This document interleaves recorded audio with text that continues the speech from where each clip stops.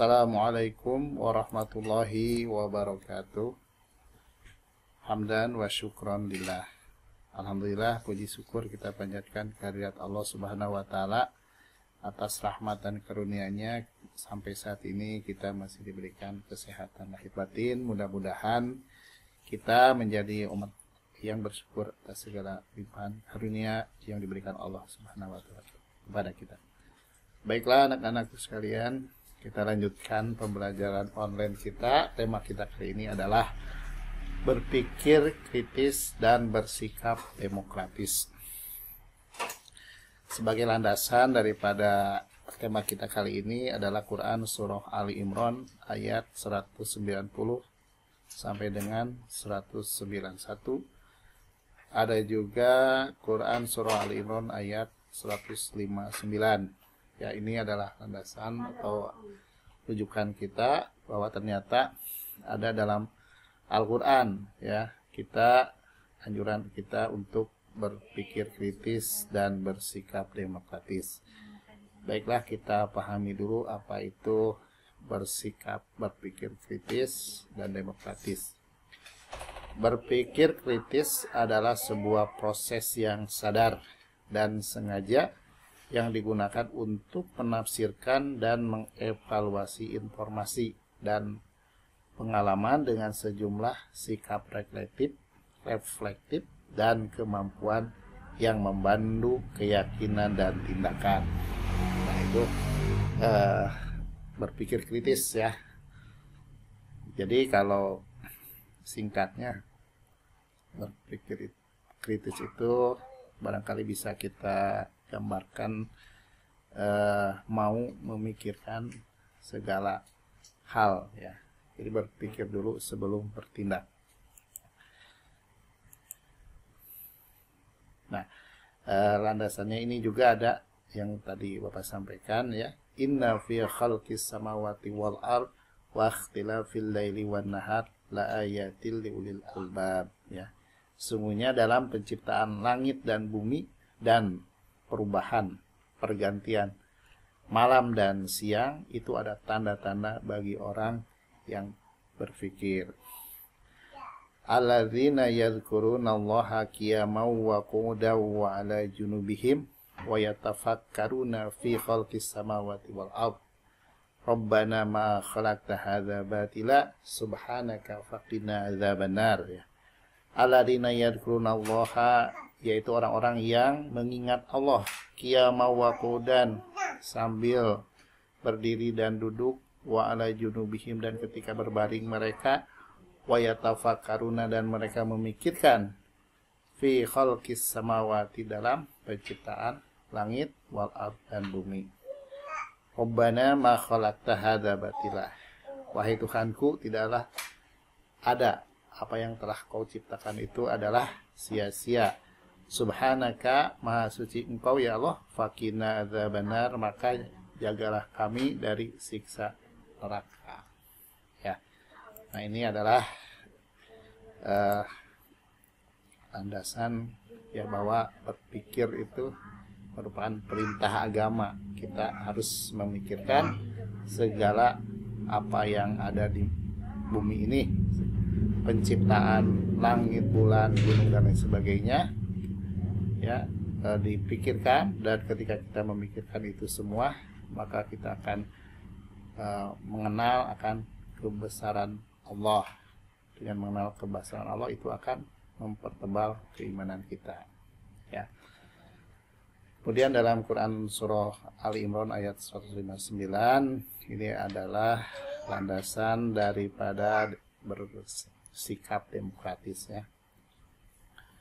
Fabima rahmatim minallahi lintalahum walau kunta faddan ghalidal qalbi lan faddu min haulik, ya. Maka disebabkan rahmat dari Allah, engkau bersifat lemah lembut kepada mereka. Seandainya engkau bersifat keras dan berhati kasar, lan faddu min haulik, mereka akan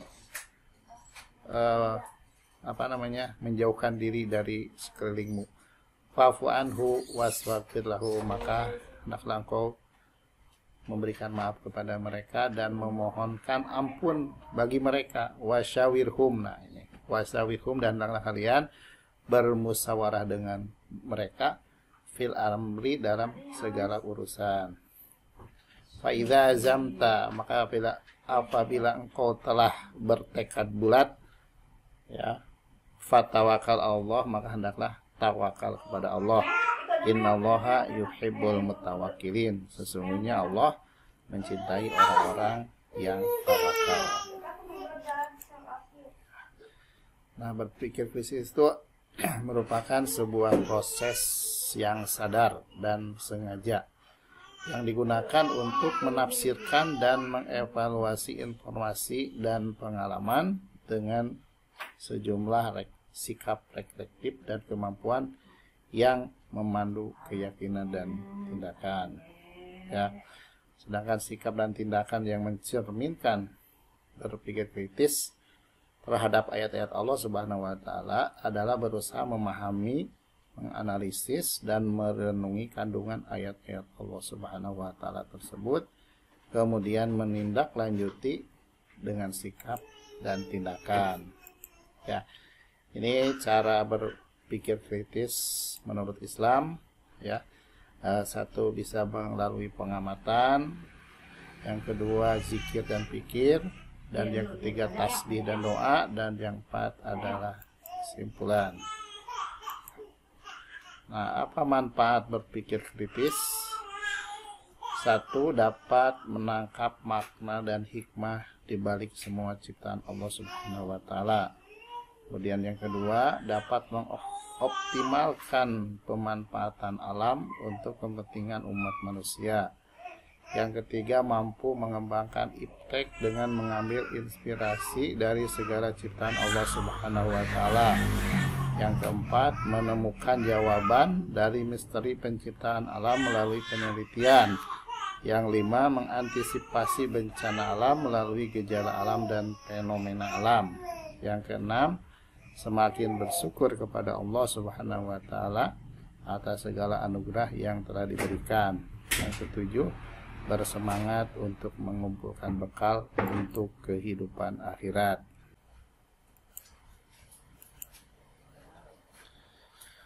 Pada kehidupan manusia, pastinya banyak masalah-masalah yang sering dihadapi selain daripada ibadah.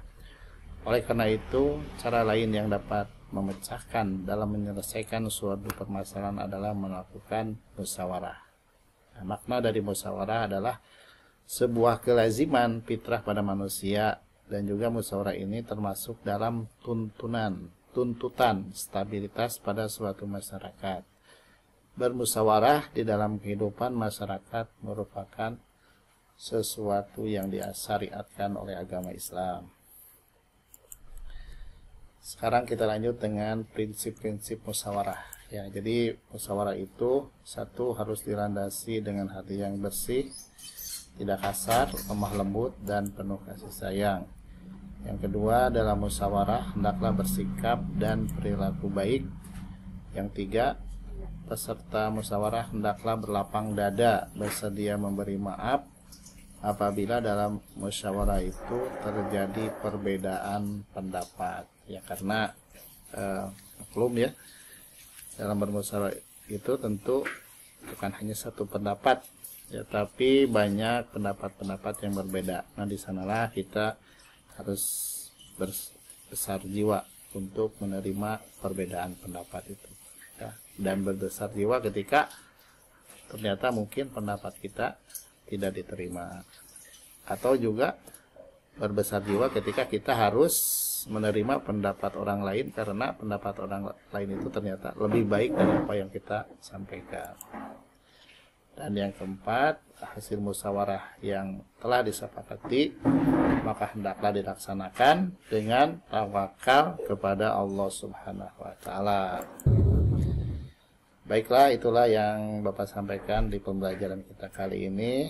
Mudah-mudahan apa yang Bapak sampaikan memberikan manfaat bagi kita semua. Assalamualaikum warahmatullahi wabarakatuh.